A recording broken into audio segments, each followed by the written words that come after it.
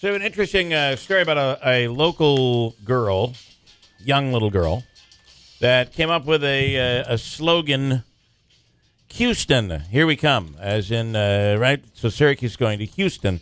So Cuseton, and I tweeted it out, and Syracuse University retweeted it and said, T-shirt alert. So we were able to kind of develop a T-shirt, and the money will go to charity. What charity, we don't know. We're going to let the little girl and her family pick the charity. So that cool. Shirt will be up. I'll tell you how you can get it, and it's pretty cool. It says, Cuseton, here we come. Let's go Syracuse, April 2016. It's awesome. An orange shirt with white and blue letters, and I do not believe any part of the shirt violates any trademark issues. So I think we're pretty good. And the money goes to charity, so pretty awesome. And you can actually, I can tell you right now, if you go to cnymerch.com, you could pick up the shirt. I think it might be selling for like $20 or something like that. And again, a portion of the proceeds goes to charity. So we'll speak with them maybe tomorrow and have them pick the charity. But grab this shirt. I mean, pretty cool, huh? That's cool. And, that is and cool. I think that it works to the point where we could. I mean, that's a shirt you'd wear, right? Yeah, I would wear that shirt. And I think Saturday. The way listen, I think the way this thing can work is I can work with the guys at cnymerch.com, and if they win on Saturday, I think we could change the design to actually put a date on there, like 4/4/16, because Monday's would be the championship game, and Syracuse would be in it. So we could update it a little bit. I know it's a different sport, but you know the number, by the way, 4/4 has a special meaning for Syracuse in the orange. It does. That's it's a football number. Yeah. It's significance. Still there, but significant number in Syracuse. Yeah. So that's cool. Could it be? Could it be a little significance there? Okay, what else do I? So we did the Donald Trump stuff, and we'll talk more about that as time goes on. But yesterday I wanted to play this. We didn't get anywhere, and we all watched it 3 or 4 times. But the guy on Wheel of Fortune a week ago on Friday night, if you haven't re-seen it or seen it for the first time, it's all over the place. I didn't get a chance to see it the first time. That's a good point. I seen it. If you haven't re-seen, that would be correct. How many people come on here and say seen? To re-seen, I guess it wouldn't be correct. If you haven't, well, if you have say not if you seen it haven't seen it. If you have not seen it. If you haven't seen it. Right. So I said re-seen. Go ahead and dig into that one and figure out the grammatics of that. And that wasn't trying to correct you. I wasn't. We have some fun with scene. We do. Anyway, the Walmart or the Wheel of Fortune guy that was on he won $76,000 on Friday night. And this was going in on night? In one night on Friday night. Gosh. And it was able to answer every single puzzle. It was to the point where the people that were on the show, the other 2 women that were on the show, were like rolling their eyes like they're trying to hit it, and he's nailing it. But he's nailing it.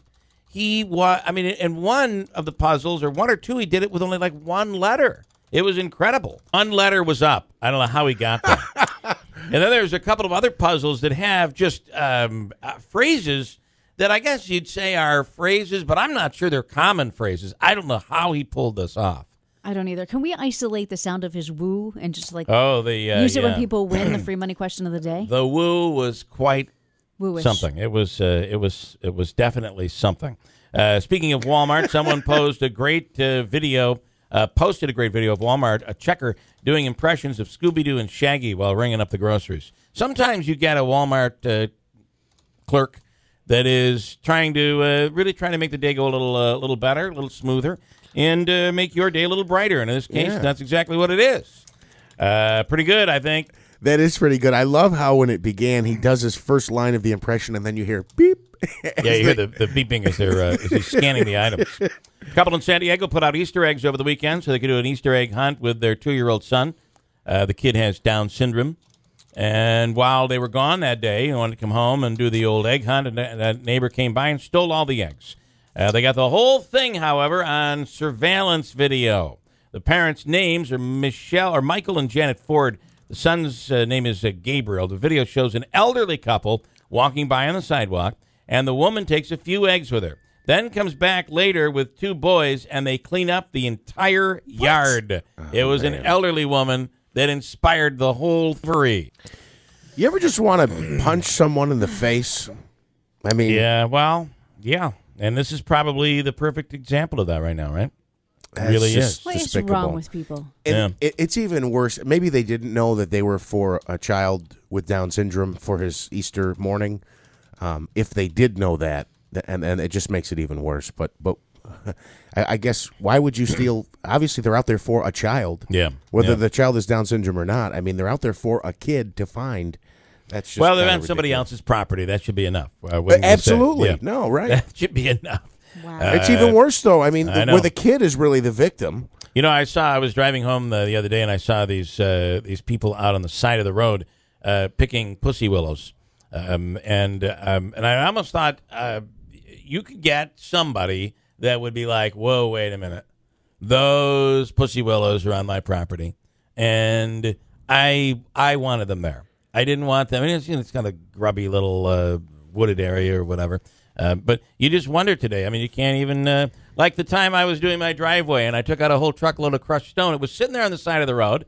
I mean, nobody's using it. Huh? No, I never did that. But I've thought about it. But you don't always know the reasons that things are where they are. That is true, which is why you can't. I mean, this obviously comparing the eggs to the lady and her husband getting the pussy willows is not a good comparison. However, I've always heard, my father would always say, "Hey, you don't ever take that's there on the side of the road. It's somebody else's property. You don't ever you touch that." And I don't think anybody's going to be upset that they were taking the pussy willows. Well, but you never know. You get some crazy people out there that could be going nutty. Paul McCartney posted what sounds like the same video clip he did the other day. He's putting these little teasers out. Paul McCartney is still out there pounding away, looking older, young for old, but older. Yeah. And he's been putting out these little teaser clips. Another one came out. This time, they're little snippets. And people are surmising that it is a new McCartney solo album, or maybe a compilation, or maybe Wings. Maybe there's a reuniting of Paul McCartney and Wings. Listen to this.